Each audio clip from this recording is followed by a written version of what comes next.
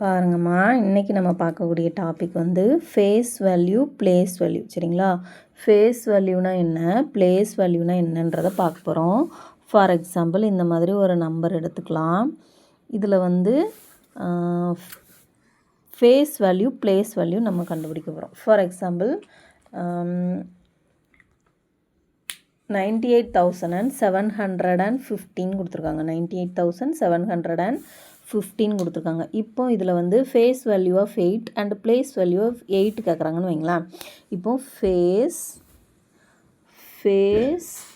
Value of 8 and place value of 8 இப்போ நம்ம பார்க்க போகிறோம்னா, ஃபேஸ் வேல்யூ ஆஃப் 8ன்றது அதே வேல்யூ தான், 8ஓட வேல்யூ அதே தான், 8 தான். சரிங்களா?